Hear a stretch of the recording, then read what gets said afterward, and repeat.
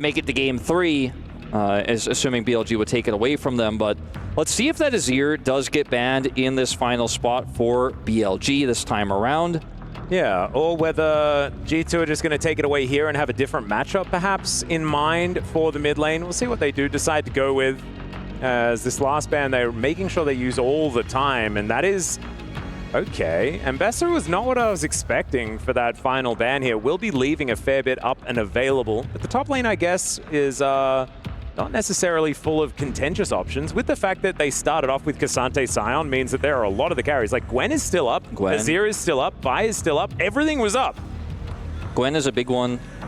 Is it bigger than Azir, though, right now in this meta with Taliyah already gone? I feel like that's probably what Caps has his eyes on. It's an extremely flexible pick as well. Oh my goodness, that is just a Maokai. Yeah, that is really not quite what I expected. Is it just Gwen Azir?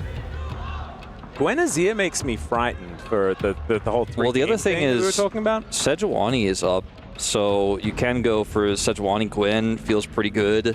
That's true. I mean, Bin was going to play Gwen, and this is giving me nightmares. Like, I needed Gwen to be banned because Bin playing Gwen, like, I actually can't handle it. I mean, consider the Rumble is banned, the Ambessa is banned. It is really quite a potent pick here that BLG pick up, and I'm not 100% sure if the Maokai Prio is worth it. Double circles. Yeah, this is not a shock. I think the Xin Zhao is more powerful than the Sejuani in general, even with the permafrost energy that Gwen does provide.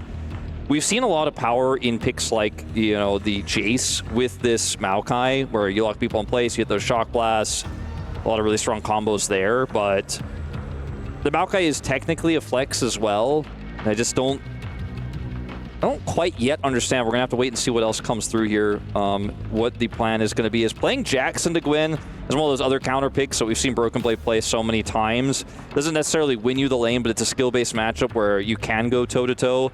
And he has a big opponent here in Ben, like you said, like one of the strongest top laners to ever play the game, to play this matchup into that's relatively volatile, but he's confident enough to do it.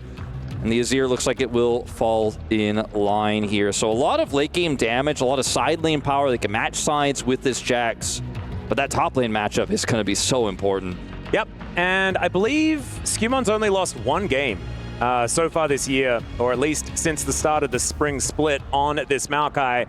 So there's a reason why they've locked this one in, even though it looked a little bit quizzical. Now with the Jax and the Azir alongside it, it's going to be a fair bit of power as Knight will lock away the Sylas. I strongly double prefer circles and a Sylas. Well, like, this is so scary. I strongly prefer the Sylas to the Twisted Fate that he was hovering for some reason there. I feel like that was a troll.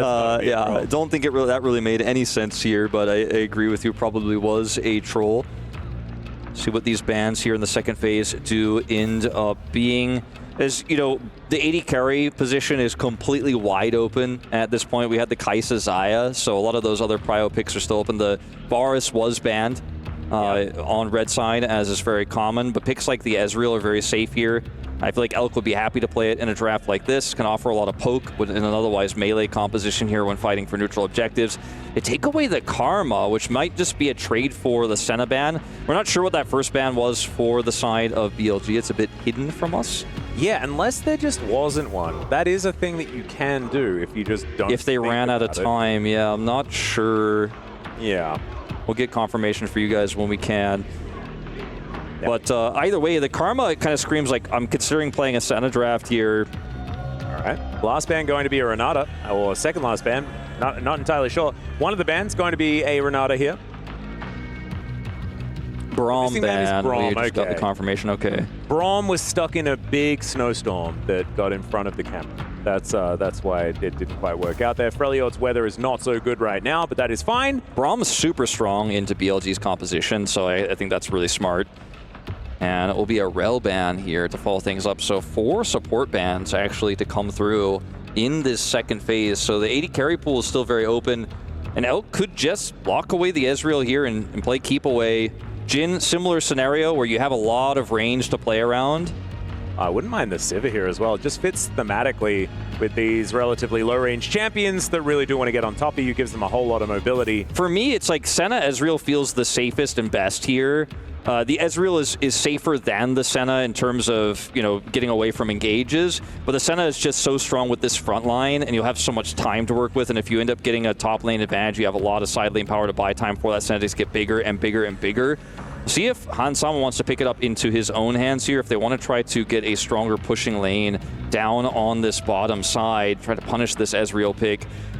Is it a Draven angle? It's not, it's a Sivir. That is what they're looking at right now. Labrov will just pick up the cow, making it all the way to B5 is kind of nutty, but the Alistar going to be their final lock-in. A lot of team fight strength here for G2, and they are very burly, a lot of AoE CC, and the AoE damage with Sivir and Azir. Man, the Shuriman combo of just rip you to shreds.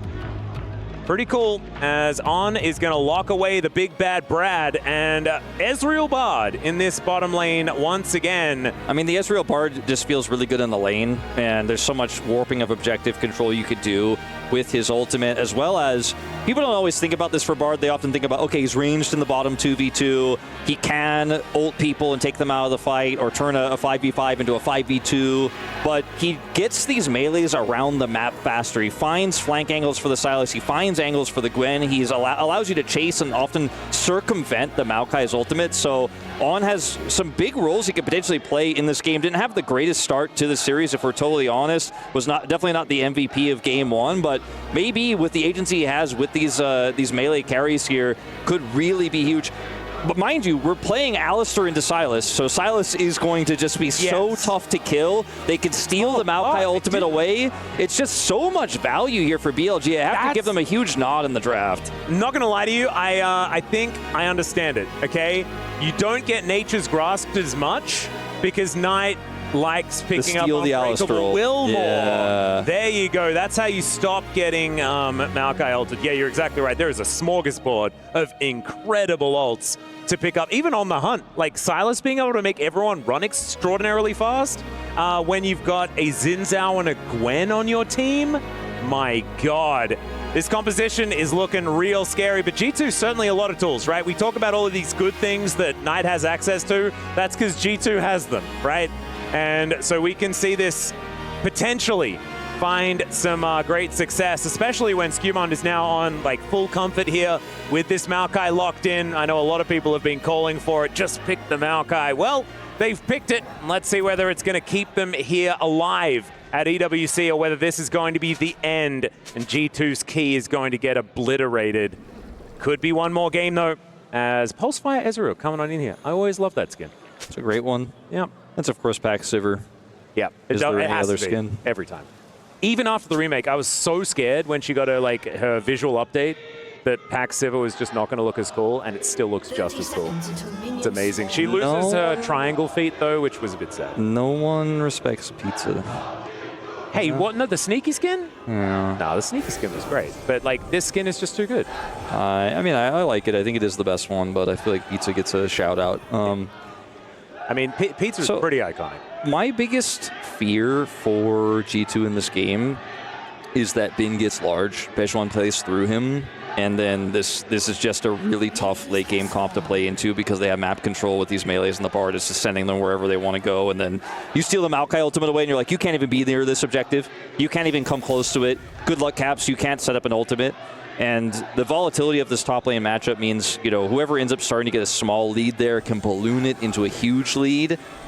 And on the other side of things, of course, if Skewmon plays the top side, Broken Blade gets a lead, then all of those things change, right? And then the Jax becomes this huge side lane threat. The Sivir and the Azir late game scaling becomes insane. And they can just, you know, ricochet through this melee composition. So not to say that G2's composition is unplayable, but I think it's going to be a lot about top jungle in this second game. Labrov trying to single out on here momentarily, but then he realizes he's level 1 Alistar, so he just used one ability, and now it's about waiting quite a while before you can do anything of note again. As Elk missing a skill shot and On not quite finding that cosmic finding, so that's going to allow G2 to remain in this lane. There is that cooldown that we were talking about. Labrov getting some extra value. Yeah, a little heal coming through. As we are going to see a path here from Skewmon actually straight towards the top, going across the river into the Krugs. And this is kind of a cool little tech here. Of course, Bejuan matching on his enemy's Krugs, so a bit of a vertical jungle setup here is spotted. Yeah, level 2 actually picked up here by Lebrov and Hans Sommer as they are looking to come on over and try and dissuade Beishuan from taking everything away. There's a heal being utilized by On just to keep them in this battle. And the reset does actually come on through. Of course, getting this big Krug going to be important. There's the headbutt pole as the smite comes on down, and Beishuan going to try and make his way out of here. The ricochet not enough to take him down there. I mean, Elk ends up getting a small CS advantage from all of this, but I think if he were there, that play to go in would have made a little bit more sense. And Lebrov switched to smite. I was trying to work out like who managed to pick that one up, but you can see that he did not actually get a smite if you did manage to switch, as I don't think you actually can. I know there was a big old zoom in, so I'm like, what was happening? Well, my eyes were on Elk the whole time because I'm like, well, he's not joining, so he's really trying to, with this trade, freeze Hans Sommer out of a ton of money, and he is successful in doing so. You could see his CS lead starting to really stack up. He ends up getting a pretty significant gold advantage from this exchange. Skumon just power farms the whole time, doesn't look for a gank topside there, as the Jax is already having the push there, so he gets the Krugs and continues to actually outfarm just slightly Beishuan in this jungle matchup. But I think the biggest winner of that exchange was Elk there in the bottom lane. Yeah. It was just kind of flexing that G2 decided that they'd go in and wait around for so long while that lane was kind of just sacrificed. You can see the result is that Elk is incredibly far ahead. Has been trying to fight back here against Broken Blade, who's having a pretty good time here on this Jax into the Gwen. This is a matchup that we used to see a whole lot. I feel like we've seen it less and less over the last little while. You can see it's very even, at least in the early game. We've seen the rise of tanks in the top lane, and picks like the Rumble being just so prevalent. As Broken Blade will look for the interrupt. Scary moment there, as Bin doesn't have his Q stacked, so Broken Blade, I think, wise to look for that annoying stop, but it's not going to amount to too much. As the bottom side of the map here, now we see the back from Elk, got his tier picked up, is able to budget an extra longsword there into that back, which feels amazing. As the Ezreal, you end up getting both on that first back. Start stacking the tier, you get those additional AD stats. As, Lebrov lurking. He is well and truly out of the paddock here. Is Elk going to have to use a headbutt pulverize, an arcane shift, but he's not actually able to get it in the trample. Still going to be able to lock him down. One more auto will do it, and there it is, Hans Sommer. Yet another first blood here for the AD carry of G2. Yeah, really nice wraparound there from Lebrov. On, not there. You could see Elk realizing in that moment. He goes for the final skill shot because he knows he is dead, can't get out. Hopes to trade it back there with a turret shot, but is unable to do so. Hans Sommer picks up the kill, and once again, an early game lead in the bottom lane. Really impressive stuff here from this Sivir. I've seen, like, even though it wasn't necessarily the greatest day for Viper, like, his Sivir has looked fantastic this tournament, and we're seeing Sivir find even more success. So it looks like Xena Warrior Princess is looking pretty good for EWC this year. Certainly. Been getting a bit of a shove here towards the top side of the map, but Broken Blade pretty happy, sitting on a Sheen. Pretty decent first back for him as well. A little Hex Flash cinematic there as Caps goes out with the teleport. That was kind of a funny scene there out of the fountain. As Lebrov does head back over to look for dragon control here with Hans Sommer. They have the push in the bottom lane. It's a ward in the pit. Caps maintains a little bit of prio here, as we may actually have a straight-up fight for this dragon. I mean, it looks like On and Elk want to consider a contest. Beishuan in the area. See the teleport for the Jax top side here, so teleports will be matched. The top laners will not be involved for a potential contest over this dragon, and instead it's just going to be junglers going back to farm. Not enough control for either side. Great spell shield there from Hans Sommer. Yeah, nicely done. Absorbs the Mystic Shot. As Elk was holding that wave for a really long time, so he actually retains a bit of an advantage when it comes to the CS, just because making it to the wave was a little difficult for Hans Sommer when he was alone. Now they are going to have the group up here for the dragon. Timing of this, just before the grubs spawn, if they can rush it down, will feel amazing. See, Knight has wrestled that prio back. And with the wave in the in the bottom lane, also in control here for Elk and On. Just going to be a dragon take, and not really much that G2 could do to answer it at the moment. As you can see, they're fishing for something, like maybe we could take these Raptors away in exchange. And, Skumon is able to find this, but he's on vision. And BLG do know everything at the moment. They do. Skumon's still going to be able to take this away, though. It looks like the top side is just going to get eviscerated here by the tree, as the dragon is going to be taken out here. As some needlework here from Bin as he pulls the circle around. Great counter-strike here from Broken Blade, but he doesn't quite have lethal damage.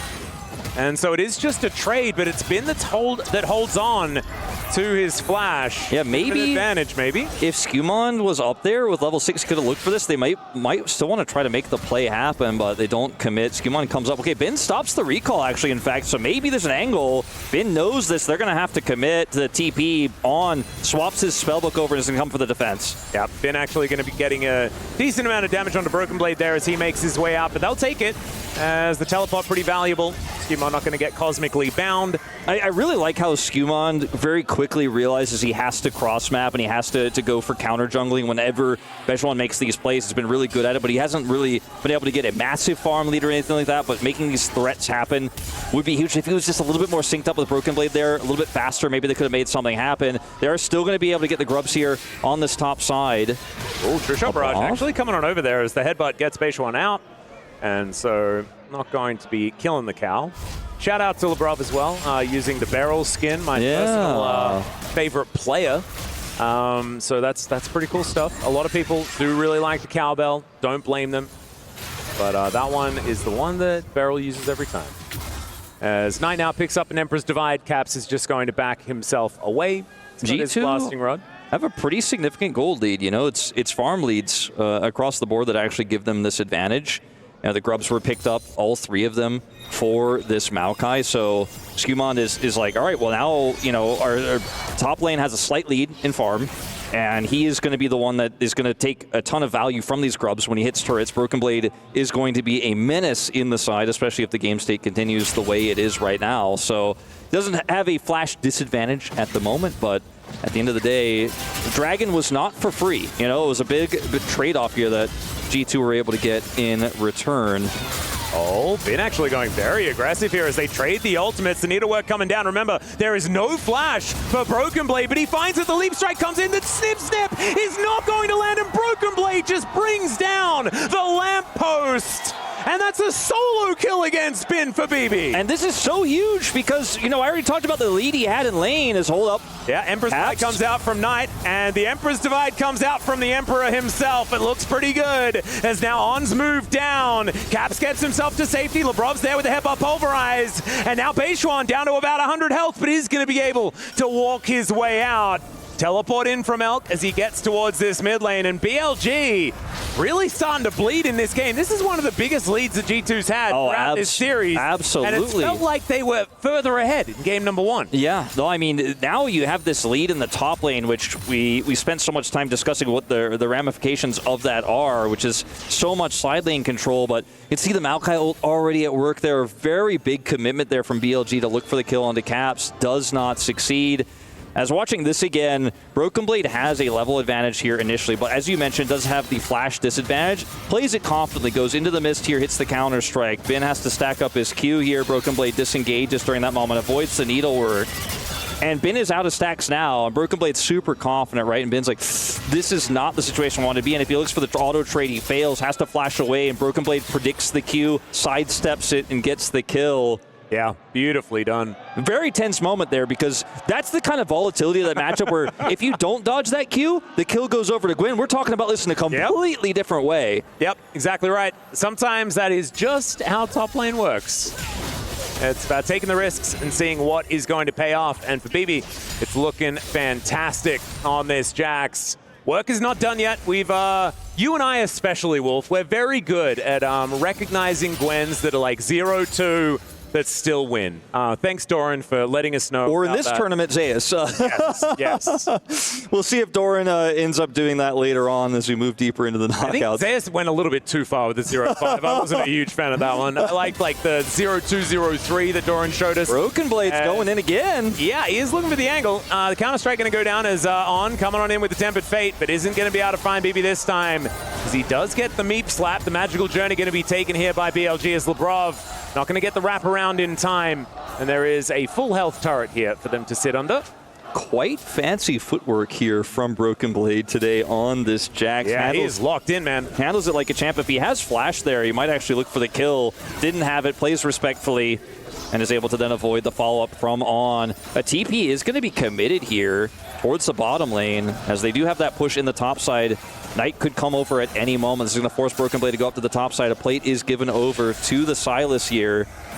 So a lot of good macro here in a pretty tough situation. As there's that flanking TP I was talking about. Knight going to look for the angle. Yeah, flying on over. All right, there's the engage. Skimon down to 50% already as he steals away the Nature's Grasp. There are roots everywhere. It's absolutely ridiculous. There's now Knight right in amongst it. BB gets in there. They're on Beishuan. He's going to be the first target, and down goes the Xin Zhao. That is Feats of Warfare over to G2 and control of this Dragon Pit. Yeah, a bit of a risky call there from Knight, and goes in for the Maokai steal right in the face of a Maokai, so it's just going to be kind of an even exchange there, which doesn't really give you the advantage you were looking for as the flanking Sylas, but wanted to make the quick snap decision to go in for that, but ends up just being Bejuan who goes down, so G2 happy with the exchange. Another TP going to come through here for Labrov as they want to actually set up a dive here onto Bin to give Broken Blade a further lead in this side lane. All right, Labrov looking for that angle. X-Flash will be up pretty soon, as we know, and now Caps will find On. Emperor's Divide goes down, and On does have the ultimate. Might be able to use it here. Does land it onto Caps, but that magical journey is not one that he is allowed to take. That one's back in Seoul, as we can see there. And he's in Riyadh right now. You're not getting that journey, not today. And just denies him that entry, using the pressure of this Jax in the bottom lane. I mean, the Jax gold lead isn't so massive that he just runs away with the game, but he has 3 grubs, has demolished, got that plate, he's going to grab another one here, and Broken Blade is just running away with the side lane, racing now against the Sylas here, 4 feats of strength. Dragon is going to go over as well here to G2, and that's the turret secured here, and that's feats of strength with it, and G2 just utilizing that, the volatile top lane matchup, the advantage they have there, pushing that pressure point so hard. Well, now Cap's going to get jumped on here. Wind becomes lightning. There's the True Shot Barrage as well. Labrov trying to keep it in order, and down goes the Azir. Broken Blade wanting to get amongst it, but this is 4 versus 2, and not something that G2 really want to take. But now Skimon's making his way over. Hans Sama's there as well. He can call on the hunt. They are moving pretty quickly. He's looking to try and ricochet around this fight. Elkanon is down so incredibly low. As Ansama does manage to lock that one down. Broken Blade looking for On. And now Knight getting back in there with the chains. He knows that he's probably dead, and Hansama is able to flash his way out. Skimon will be able to chase down this Sylas, but I don't know whether he's going to be killing him, because there is just no damage. Yeah, not without is going to go back. Some help from Hansama. So like you say, I think he's just going to get out. Knight is totally fine there. Hansama, great flash, does get away. But Broken Blade is doing so much heavy lifting in this game. And I said earlier, oh yeah, 350, 400 gold, it's not insurmountable. It's not the Jax is just going to straight up run away with the game as wow. Commitment to the ult here fails to stop the bag. Yeah, not going to feel good about that. I love just the more take notes as well. Oh man, that's one of my favorites. It's just more salt into the wound, but Broken Blade now has, he has so much gold, and there's not going to be a great answer to shut him down in this game, that he's a huge threat. If there's any sort of objective setup where Broken Blade has TP advantage, like just good luck dealing with this Jax. You're going to have to send so many people, and G2 better grouped here for this Herald. Knight's hijack coming back available here, but I just don't think he's going to have a great target to use it on. This is going to be a really difficult one for BLG to navigate their way back into, because right now G2, they have such a great lead, and their composition scales like fine wine, man. There's no turret here for Ben. Yeah, he is going to alcove game for a moment, does get a teleport. And it's going to be Elk coming down to help out. So 2 summoners burned by Broken Blade just showing up. And because Elk TPs away from the mid lane, Hansama gets half a turret. Because he's Sivir, he's going to clear that wave. And this is just fantastic macro here from G2. They're going to move Caps here towards the top side of the map. They're just overloading. Like, it just feels like because they've got so much money, they need less to take more. This fight is so critical because it's an Alistar and an Azir, right? And so, yes, it's a 4v2 essentially here, but it buys so much time. Caps' sacrifice is well worth it because what's rotating up is that Maokai, and Labrov can buy an insane amount of time here. Flashes over the walls. We do have something happening. Sidestepped really nicely as the magical journey is going to get taken, and it's Hansama's waiting boomerang to destroy this Bard. A battle on 2 fronts now, though, as Labrov gets a nice pulverize to buy some space. As Caps, he can drive Shelly out of this one if he'd like to. That would look a little bit weird as Beishuan going in once again. Hansama will get knocked up. And the 3-Talon Strike working out really well. Now the drive is going to come on through here as hopefully they do not crash Caps' car. because Cap's going to need that to make his getaway. And this there it was is. a pretty big turnaround, though, by BLG. They were able to win out pretty hard. It's like Broken Blade is going to assess the situation here for just a moment before he decides to commit to this turret. Will go down. That's 300 extra gold in his pocket.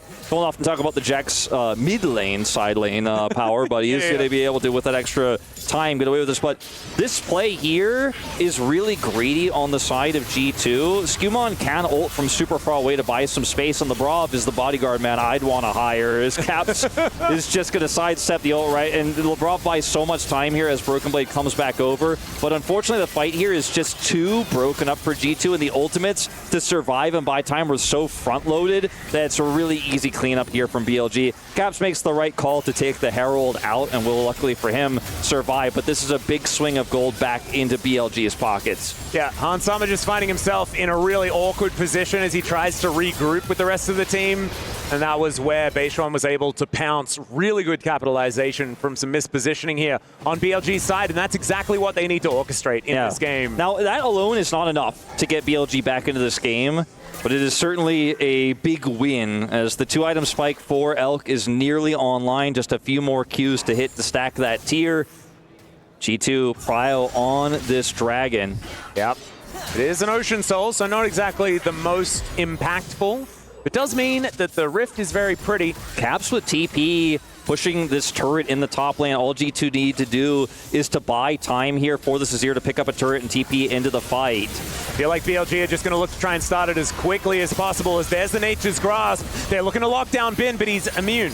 The old Gwen Adage. But it buys time, and Caps gets that turret. Now he's going to continue to push, and BLG have to make some tough calls here. On in trouble. Yep, On is just going to get ripped to shreds. Oh, not quite enough there with the Boomerang Blade, but it is going to be the Sapling that burns him down. The immediate trade, though, Jungler for support, you probably take that if you're BLG, and they're looking for even more. Counter-strike to come down as Broken Blade looking to get out. Caps. G2 trading even at this point? I mean, Caps, Caps, not what they want. They don't end up, though, TPing Caps in, and he's going to get a second turret there in the top side. Yeah. Maybe I spoke too soon, as now Hans Sama is just going to get ripped apart. Elk just looking great now. I believe just picked up the 2-item spike, and he is able to put on that pressure. That's going to mean the BLG move over. They're going to look to take down their second dragon of the game, and man, the momentum swing was ridiculous. Their utilization of the fact that they had the man advantage, and I hope that top inner turret was worth it here, G2. Yeah, it was definitely a losing situation there for G2. They could have opted to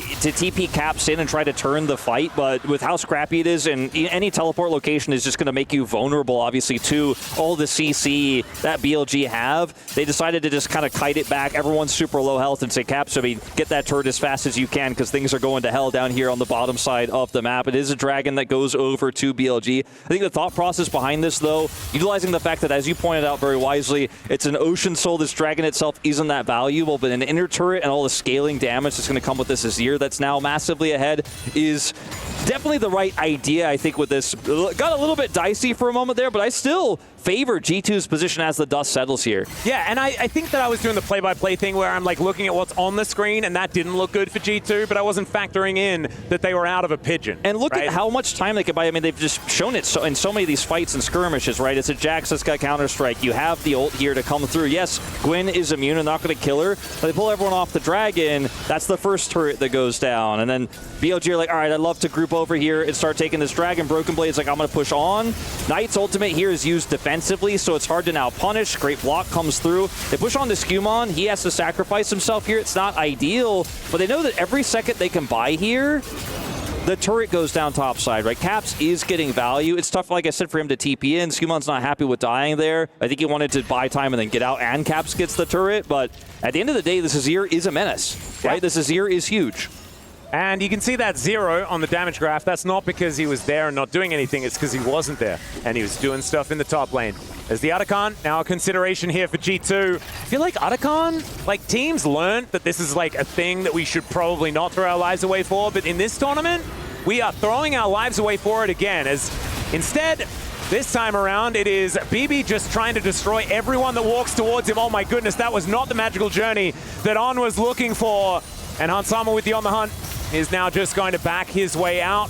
The rest of the team just going to be moving real quick if they'd like to. There's a lot of fog of war here that BLG has to deal with. There's the flash forward. Headbutt to get Beishuan out of the way, and the Crescent Guard is not guarding against enough. Caps down incredibly low. LeBron, a beautiful pulverize, has now been trying to snip, and dash his way out, and he will be able to stay alive, but they're not going to be anywhere on this map for when G2 wants to take anything they would like. Yeah, G2 very low. I don't think they'll necessarily want to commit to this Otacon, but with everyone else having to back away, TP showing topside here for Caps as well. They can just say, all right, well, you guys don't have a lot of vision here. Let's put Caps in the top lane, and you guys will have to kind of clear this up as this Azir is pushing topside. A lot went wrong there for BLG, though, in that scrappy fight. Like, On tries to solo ult a Sivir, who has Spell Shield, and Hansama just eats it and says, okay, cool, and they continue to push. And it's a very scrappy fight, using the pressure of this Otacon to pull BLG into a really uncomfortable position. And you can see they're like, okay, not on Otacon, but we don't have any vision. Then Broken Blade shows himself here. And this is a really uncomfortable position for BLG because their Silas isn't here, right? And this is the timing to go in. And Beishuan, like, going in onto a Jax, like, Counter-Strike is the best thing for dealing with a Xin Zhao, and then On, you blink and you miss it. If On ults the rest of G2 are chasing there, I think it buys enough time for them to actually potentially look for a turn in a fight, but he just tosses it into a Spell Shield instead. That's a big tool gone. And then the follow-up here, once Cap shows up, is like, it's a Sivir, it's a Fed Azir. You just cannot win that longer fight, despite some of these low health bars here. And Broken Blade is such a menace in this game. He is a monster on this Jax. And he's very willing to put himself in harm's way as well. As you can see, 5.5k damage. I mean, BB is this whole team right now. He is absolutely monstrous. And we'll be able to sit in side lanes, make stuff happen. You can see moving down towards this bottom side, and the Otacon is still in the eyes of G2 right now. 4,000 gold, the lead, and plus that. Like, it's like 4.5k. It is a big deal. As you can see, BB has done the most damage in the game right now, and that is when Hansama is like 3-1-6 at this point as well. It's a very big Sivir, but not quite as big as this massive Jax in the top lane. You got some items coming in for Caps as well, who, as you can see, is 50 CS in the lead because he's just been side laning relentlessly in this game. Yeah, I mean, the massive leads that are starting to stack up here make it really difficult, and it feels like for BLG, you're kind of on this timer, and it feels like the hourglass has already run out of sand. You really need a big combo here. You need a cool flank angle or an overextension, and you know, is kind of the story that we laid out at the very beginning of this draft, is that top lane volatile matchup. Who gets the lead? Who pulls them around the map? But this side laning Caps threat, I think, was something that maybe BLG wasn't necessarily as prepared to deal with. And I'm going to see an attempted steal here. It's very early, unfortunately, for Elk, though. This is going to be the second dragon of the game here for G2. Again, not a consequential dragon by any means, but they have so much map control, and these side laners just go straight back to it. Yep. Cap's going to get down towards the bottom lane this time. There is an inner turret still there, so we might be able to get some value if he is given any space. But this is exactly where both of these teams want to be. The Otacon is going to be the next thing they're fighting for. Vision control here is pretty good for G2. Luckily, though, for BLG, they have that one ward behind it, so they're not going to fall for any traps or anything like that. But that pressure is real. Once that ward gets cleared, G2 can kind of start this at any moment. Feel super good about their ability to rush it down with this pretty large Azir and Sivir, who has 3 items and an IE. Yeah, and this is where things get desperate for BLG with very limited vision. There's also full AP Maokai as well. And so he does a lot of damage. You saw that, like, one sapling hits On and he loses a third of his health bar. Yeah, the Bloodletters Maokai is a bit of a new one for me. This one's a little bit less common over our region. Yeah, us in LCK, we sometimes see the Leandries and then into tank. And Chronicler gets mad. Chronicler does get mad. He doesn't quite like that. He's like, no, you're a tank, be a tank. But in some of these scenarios, I mean, we saw the sapling kill earlier. It's pretty huge. I like Maokai, man. I'm into it. It helps you rush down an Otacon. And I mean, the lack of vision here, there's nothing that BLG could do. And unfortunately for them, with control vision on the Baron, they can't even try to like cross-map Baron. They can't deal with the Broken Blade. BLG are realizing, hey, if we make the Hail Mary here and fail, the game is just straight up over, so let's look for something else. Yep, and maybe, just maybe, there's no beating G2 5 times in a row. Yeah, perhaps.